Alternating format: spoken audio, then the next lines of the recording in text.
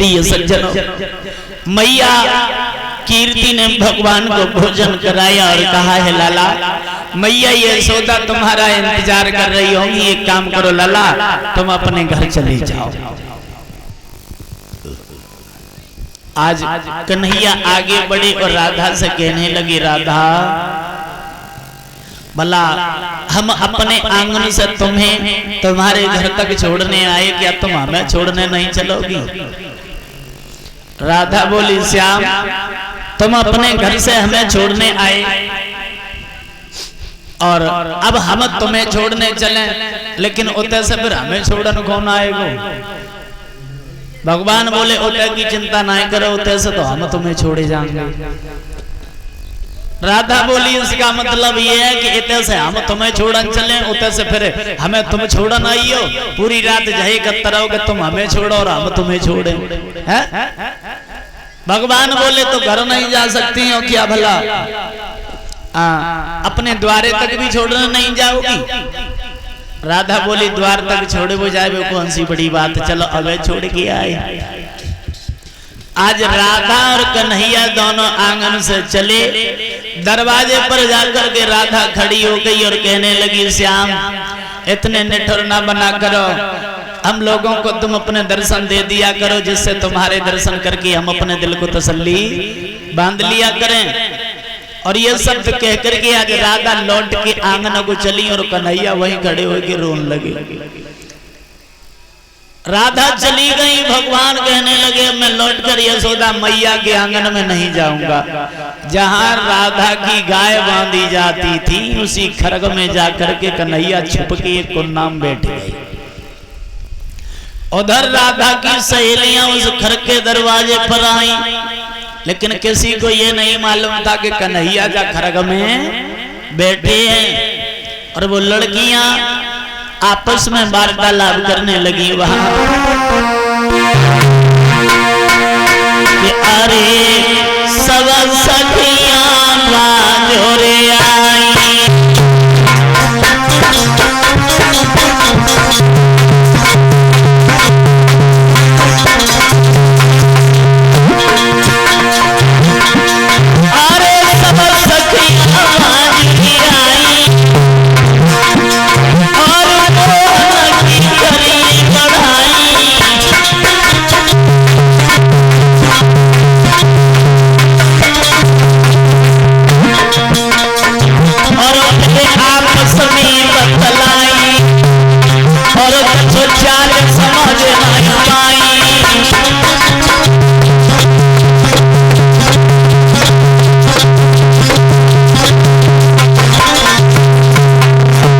लड़कियां दरवाजे पर खड़ी हैं, माता एक दूसरे से वार्तालाप कर रही हैं, कहने लगी, आली आज तो कन्हैया मेरे घर आएंगे।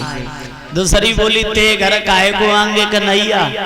तो वह लड़की बोली मेरे घरे आज जा सो आगे कन्हैया का मैंने आज सुबह तक संध्या से लेके पूरी रात उन्हीं को नाम को बैठ के भजन करो से आज कन्हैया मेरे घरे आएंगे। दूसरी बोली तेरे घरे ना आए आज कन्हैया मेरे घर आएंगे। बोले तेरे घरे काहे को आएंगे? बोली मेरे घरे जा सो आएंगे के कन्हैया के खाए के लाए मैंने मथुरा नगरी से ताजी मिश्री मंगवाए की रखी है। प्रिय सज्जनों, सभी लड़कियां आपस में वार्तालाप कर रही हैं कि कन्हैया मेरे घर आएंगे कि मेरे घर आएंगे। उन्हीं में बरसाने की एक बहू रहे। लड़की बोली गाय रही तेने कहूँ कन्हैया देखो ना कन्हैया बुलाओ ना है। तब अब बहू रहे सो कहने लगी सहेली देखो तो लेकिन खूब ना है देख पाओ।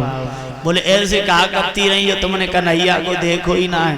तो बोली ये लड़की को समझाए के आली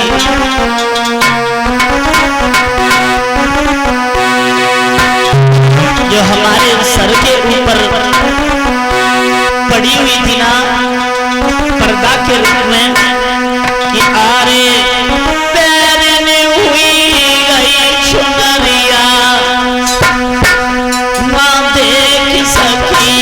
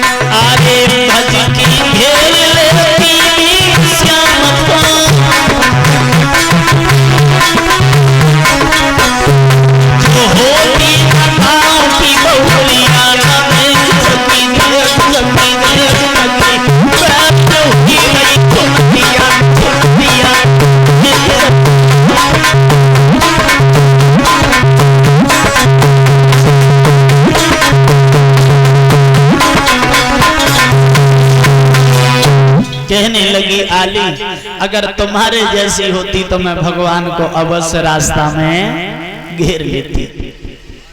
तब तक सामने से देखो कि राधा रानी चली आ रही और जो राधा को आते वो लड़कियों ने देखो तो कहने लगी सहेली देखो सामने से राधा रानी चली आ रही।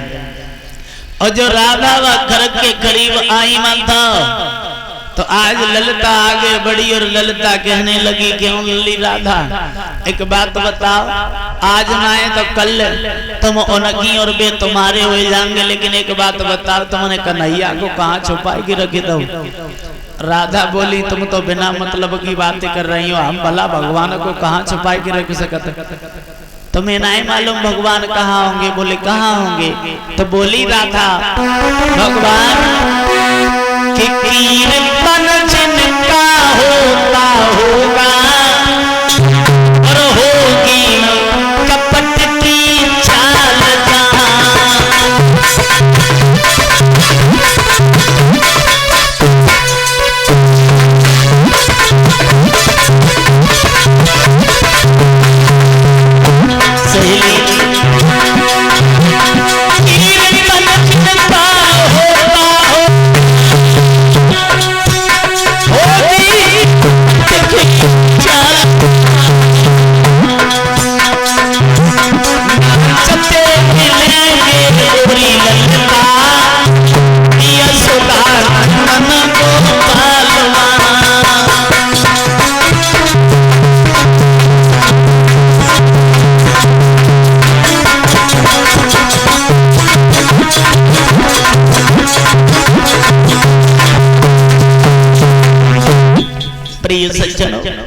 राधा बोली सहेली जहाँ भगवान का गुणानुवाद होता होगा, जहाँ प्रभु को प्रभु के भक्त याद कर रहे होंगे, भगवान हमेशा अपने भक्तों के बीच में हुआ करते हैं।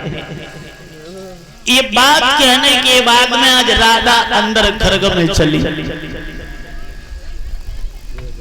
और जो खरग में अंदर प्रवेश करो राधा ने कन्हैया बकुन्ना में से उठ के खड़े हुए गए और बोले राधा हम तो तुम्हें एक साधारण लड़की समझते थे, लेकिन आज मालूम पड़ा कि तुम तो भक्ति में बहुत आगे हो।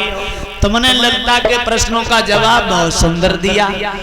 और ये बात कह करके भगवान हंसने लगे और जो हंसता हुआ भगवान को राधा ने देखा तो राधा के दिमाग में ये बात गूंज गई कि भगवान की उस मुस्कुराती हुई मूरत के अलावा मैं किसी दूसरी वस्तु को